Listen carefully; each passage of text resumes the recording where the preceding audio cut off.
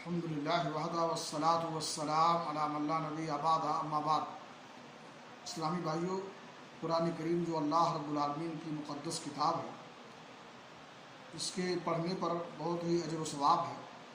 سنن ترمذی کی روایت ہے، رسول اکرم صلی اللہ علیہ وسلم نے فرمایا، من قرأ حرفا من کتاب اللہ فلہ بہا حسنہ والحسنۃ بعشر امثالها لا اقول الف لام میم حرف لیکن الف حرف و لام حرف و میم حرف۔ جس شخص نے اللہ کی کتاب یعنی قرآن مجید کا ایک حرف پڑھا تو اس کو ایک نیکی ملے گی، اور ایک نیکی 10 نیکیوں کے برابر ہوگی۔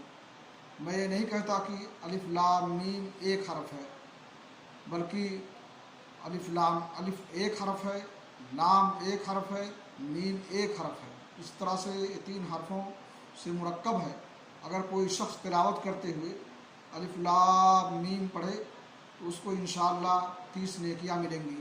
اللہ رب العالمین سے دعا ہے کہ اللہ تعالیٰ ہمیں توفیق بخشے کہ ہم قرآن کریم کی تلاوت کریں، اور ہماری تلاوت کو اللہ تعالیٰ ہمارے لیے باعث اجر و ثواب بنائے۔